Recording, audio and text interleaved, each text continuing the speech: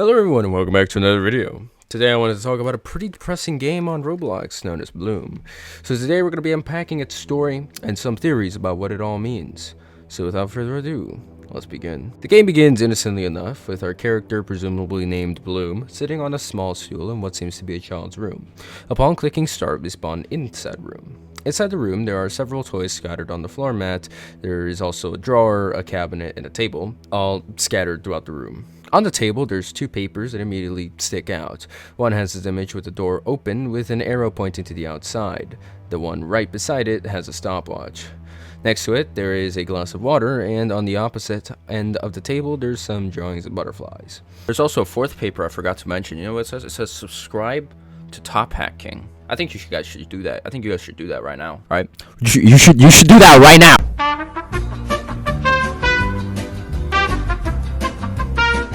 As we begin to walk around the room, we see that there is a pot next to the door for which we need a seed, water, and a light bulb to grow it. Searching around the room, we find a fork behind the drawer and next to it a trash can. In this trash can, whilst it's never mentioned or able to be interacted with, we do see a card with a heart on it. This would be important for later. Anyway, using the fork, we can immediately head to the electrical socket next to the table and I think we just game ended ourselves. Oh yeah, I forgot to mention, there are several endings to this game. There's like 4, but this is just one of them. So, going back to the exact same thing, we go back to the room. However, we get the fork, and instead of, putting into the socket, we go to the penguin plushie and interact with it. We will get dirt and a seed from its stomach. Moving from there, if we go to the bear plushie in the corner of the room and do the same, we get a key that will unlock a small box in the opposite corner of the bear plushie, revealing a ruler. The ruler is used to get the light from the cabinet next to the bear, and once you do all that, upon putting all these pieces together on the pot, as well as the water from the table, we are able to grow a key. Upon getting the key and interacting with the door, it's able to open to reveal the light outside, and the game congratulates us by saying you did it behind a white background. However, should you wait a bit, the background will change to black and the exclamation point will turn into 3 dots and a question mark. We are given the option to return to the title screen, and upon doing so, Bloom's room is much darker and a new option on the menu appears, that being start? Question mark. Upon pressing this, a loading screen will replace loading with loathing as we spawn beyond the doors of the room, open and into a hallway that leads to 4 differently colored balls out each end of the hallway. All these differently colored balls each represent something in Bloom's life. But before we do any of this, however, if you were to go back to the room you were in, the beginning room, all the furniture and items will be gone except for the potted plant, which is now in the center of the room. With that being said, going back to the hallway with the floating spears, interacting with one will teleport us to some event that happened in Bloom's life as mentioned previously. The red one teleports us to a minigame wherein we see Bloom having to answer some very basic questions from a blacked out figure in front of the classroom, who we assume is the teacher. These questions are all very basic up until the 5th question wherein a human is depicted. However, our only options are pigs. The 6th question is the color black, but no answers provided, and lastly the 7th question appears. The 7th question leads the music to stop, and it's revealed to be an eye looking directly at Bloom. The only answers are eyes. Upon pressing an answer, an eye, all the heads from all the blacked out figures in the desks will turn with an eye on their mouth. All except the mysterious girl who's in the corner desk, who doesn't look back when it all happens. The minigame will end, sending us back to the start location, with the same loading screen as when we first entered this place. Spawning back into the room, we are given water, and going back to the pot, putting the water will begin to grow the plant. After doing that, if we go into the green sphere, another minigame begins. By the way, just to mention, they're all minigames, but this one is dodgeball. All the blacked out figures have teeth, except for one who stands there and never throws a ball at Bloom.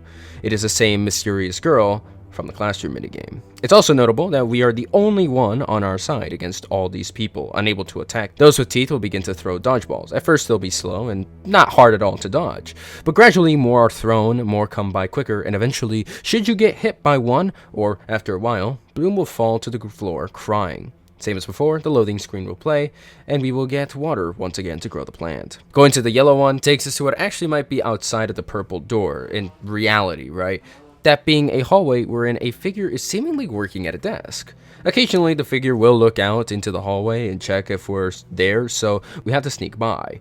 Before we enter downstairs, however, we can see the outside through an open window, and we end up actually seeing a girl who is once again blacked out, seemingly smacking their head out of boredom or punishment of some kind. It's unclear, but for now, Bloom must find a way to get out of the house, only to be revealed that there are several more downstairs. Upon going through all the figures, we reach the front door, only for it to be opened by a figure, and Bloom is seen falling on the floor in fear. The last fear is the pink one, and here we see Bloom carrying a card with a heart on it. That you might know that this is the same card that was found in the trash can that I mentioned that you have to remember for later. See, it all comes back together. You have to traverse narrow paths before reaching 4 figures, one being the girl figure again. However, as Bloom approaches them, she trips, and the minigame ends. Finishing all the minigames and always giving water to the plant will lead to the final ending. Here, the dark void is replaced with white, and the door that was previously closed, which was an exit door that I failed to mention until now, is now open to reveal Bloom's friend, who turned out to be that blacked out girl in every minigame. At the sight of this, Bloom will fall to her knees and cries as the scene goes to white in the text saying, "It's okay." Bloom appears. This is known as the Blossom ending. However, the text will change depending on what ending you have. The first alternate ending is if you fail every minigame, somehow. The exit doors are shown to be closed with Bloom commenting, "I can't leave." And the next one is if you fail one minigame or fail to give water to the plant, and even after succeeding after every minigame, Bloom will comment that she is not ready to go. However, the door is actually open. In Bloom, the story is a bit hard to decipher for a pretty small reason. That this is not actually the full game, as the full game is going to be releasing on Steam sometime this year. But if you've ever seen my Gus and Black Powder videos, you know that me covering unfinished games doesn't stop me. So with that in mind, let's get right into it. Based on perception, we know that Bloom is a child. We also know that Bloom has a family, likely consisting of 5 people, including herself, and we see that in the sneaking minigame. And that the room she's outside of in the sneaking minigame is the same one that she starts in, as we see the same colored door, the purple colored door, being there. With this, I theorize that the sneaking minigame is what put Bloom in her room in the first place, as we see that she gets caught by someone as she's about to leave. And in the room, when she first starts, she seems to be in some form of timeout due to the 2 papers of the door open and a timer on the other. This could imply that this is the most recent memory, is that she failed to go out to see her friend, which is the blacked out figure in the window, being caught at the door and being put back in her room for timeout. Possibly because she disobeyed her parents for whatever reason. With the mention of her friend, we also know that the girl who's the only distinguished figure in the game seems to be someone who Bloom loves. But it also reveals that Bloom seems to be a pretty lonely girl, as she doesn't have many friends in her school, when compared to her friend who seems to have many. The classroom and dodgeball minigames also reveal her lack of friends, considering that in both, the kids always seem to be against her except her friend, with the classroom minigame having them have eyes and teeth, almost being otherworldly and alien to her, and the dodgeball minigame making it seem that they're all against her, aiming to get her out, excluding her friend. I think that this is due to how Bloom views her friend as someone who's not like the rest, as she's someone that she knows when compared to the rest. Everyone else to her, as I stated, is alien. This lack of connection to others is what probably makes Bloom be a very unreliable narrator in her own memory when it comes to reciting said memories about how everything is portrayed in the game, as she sees everyone as an enemy, something to be fearful of. Also, the game likely takes place literally all in her head as well. Well, partially everything. This is where it's going to get a little confusing, because I'm going to talk a bit about what is real and what isn't. So let's get this straight. The room that she is in, where I keep mentioning that she's in timeout, is likely real. This is her room. The room that we start in is real. However, everything that we see beyond that, the dark hallway and the 4 floating balls and everything, is in her head as she is trying to process everything that is happening to her.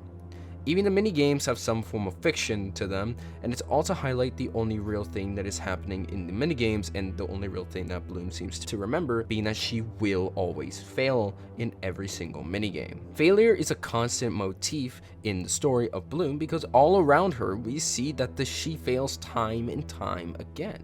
It's pretty clear that these mini-games, which serve to be her memories, haunt her too, considering that they're a constant reminder of that failure.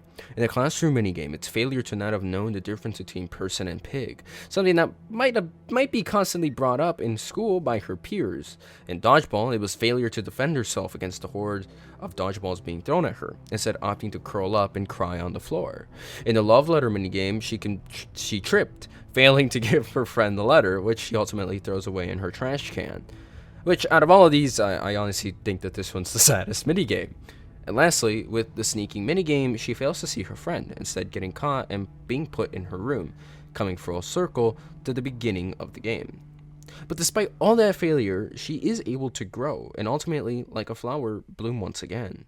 She accepts those failures and the loathing that comes with them as her reality. The fact that she's recalling them is a sign of her self-reflection and action to improve. And upon succeeding through her failure, she is able to water the flower in her room, a metaphorical representation that despite her suffering and loathing, when she recalls these memories, she is getting better at dealing with them. She's bettering herself and growing from it, little by little, drop by drop. Eventually, she does succeed, being able to exit what honestly I define as her hell, and seeing her friend once again, with her friend's ultimate response being one of comfort. The ending of Bloom is that despite her failures, despite what she had to endure, she ultimately receives the comfort that she desired from her friend, being able to see her again and get out of her inferno. Sound familiar? I would go into a rant as to how this is very similar to Dante's Inferno, especially with the flower motif, but I don't want to reread Dante's Inferno, so I'm not gonna point it out. Also, for the story's sake, I think her friend being there on the exit is a real thing, as she could just be outside the purple door, and considering that it's Bloom's friend who speaks when Bloom approaches her, I think what's happening in reality is that Bloom's friend is at her door, and likely Bloom got out of timeout, wherein Bloom's friend was likely invited to play with Bloom, so that's why she would be outside in the door, and the exit door is just the purple door that we see in the beginning of the game. And considering that they're good friends and live close to each other, it all just kind of makes sense. In conclusion, Bloom is the story of a lonely girl named Bloom, who got in trouble for trying to see her friend, being put in timeout, and during that short time she reflects on her past failures, memories that she would find painful and loads, but comes to accept them, and slowly through that is able to bloom, and finally able to see her friend, who comforts Bloom in knowing that in the end, it's okay. Bloom. Thank you for watching. I hope you did enjoy this video. Any questions, comments, concerns, or anything else, please leave in the comment section down below. Thank you all for 15,000. But we'll come back, don't worry. We're coming back, don't worry, dog. Alright. Bye-bye.